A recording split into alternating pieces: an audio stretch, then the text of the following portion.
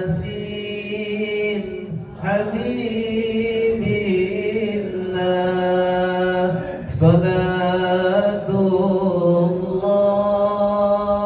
Salamullah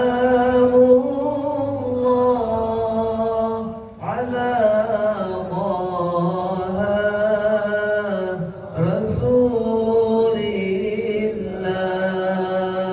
Salatullah Salamullah Ala Yasin Habibillah Allahumma salli ala Sayyidina Muhammad. Ibu-ibu ya Allah muliakan, mic-nya enak nih Pak, nggak kalah sama Masjid As-Salam. Alhamdulillah Ustaz, terima kasih. Saya demen Pak, kalau lagi ngisi mic-nya enak Pak. Jadinya suara buat imam itu nggak capek Pak. Jadinya enak, sama-sama enak. Alhamdulillah. Ini semuanya berarti DKM berhasil membawa masjid musholah untuk menjadi berikan kenyamanan untuk Pak. Benar gak Pak? Alhamdulillah. Bapak, ibu-ibu yang Allah muliakan, man shoma ramadanan imanan ihtisaban lahu ma taqaddama min dhanbi. Kata baginda Rasulullah SAW, man shoma Ramadan, barang siapa dia puasa Ramadan, barang siapa berpuasa Ramadan, menjalankan apa yang diperintahkan sama Allah, puasa semata-mata karena Allah, pengen cari ridha Allah, berharap pengen kita dapat ridha dari Allah, semata-mata karena imanan wahtisaban, berharap nih semoga ya Allah puasanya hamba ya Allah, semoga ini ya Allah menjadi karena iman ya Allah, wahtisaban ghufira lahu ma taqaddama min dhanbi. Semoga hamba ini diberikan ampunan sama Allah Subhanahu wa taala dan diampunkan segala dosa-dosa kecil di masa yang lampau. Masya Allah. Makanya hadirin, man shoma Ramadan, barang siapa yang dia berpuasa Ramadan, berpuasa atas apa? Bukan hanya berpuasa atas makan dan minum, bukan hanya berpuasa atas diam dari subuh sampai maghrib, tapi bagaimana ruh yang ada di dalam puasa Ramadan dibawa dalam kehidupan sehari-hari, sehingga ketika kita berada di perjalanan pun coba kita terapkan dalam kehidupan sehari-hari. Oh, saya sedang berpuasa. Ingat, kalau orang yang berpuasa, bayangkan tidurnya aja diberikan pahala. Tapi dalam ayat Quran, wal 'ashr innal insana lafi khusr illal ladzina amanu wa 'amilus shalihati wa tawashaw bil haqqi wa tawashaw bis sabr. Yang dimana Allah Subhanahu wa taala bersumpah demi waktu, yang dimana di sini bersumpahnya Allah berbicara tentang waktu. Kenapa dengan waktu? Karena kalau seandainya Bapak pengen beli rumah, ngumpulin uang, bisa kebeli nggak Pak Bu? Bisa kebeli nggak? Bisa. Ya. Kalau kita pengen beli rumah, kita kumpulin uang, insya Allah kebeli itu rumah. Kita beli motor, pengen beli kendaraan, kita kumpulin uang, insya Allah kebeli. Tapi kalau waktu sebanyak apapun itu waktu, gak bakal mampu kita beli.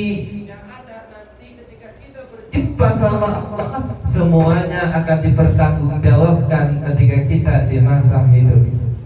Makanya hadirin, bapak-bapak, ibu-ibu yang Allah muliakan, berada di bulan Ramadan, bagaimana kita bisa memperbaiki kehidupan kita, bagaimana di bulan Ramadan kita jadikan kehidupan kita nih, tadinya mungkin sholat kita masih bolong-bolong, bagaimana di bulan Ramadan sholat kita semuanya bisa terjaga 5 waktu.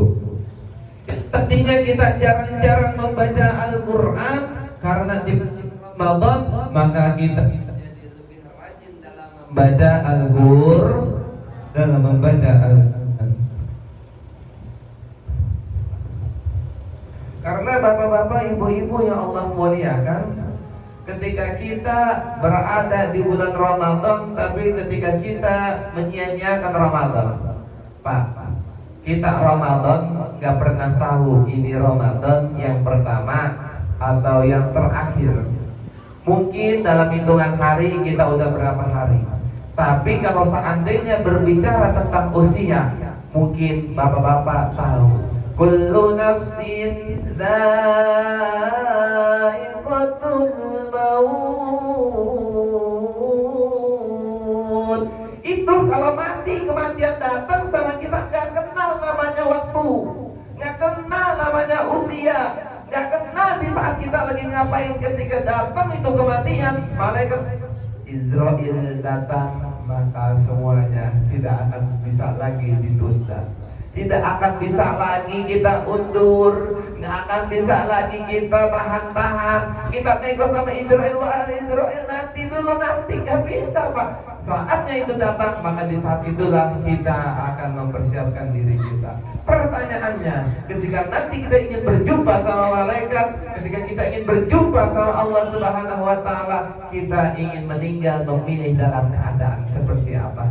Apakah kita meninggal karena ingin berharap, karena pengen dapat ridho dari Allah, berarti meninggal dalam keadaan husnul khotimah, meninggal dalam keadaan beribadah?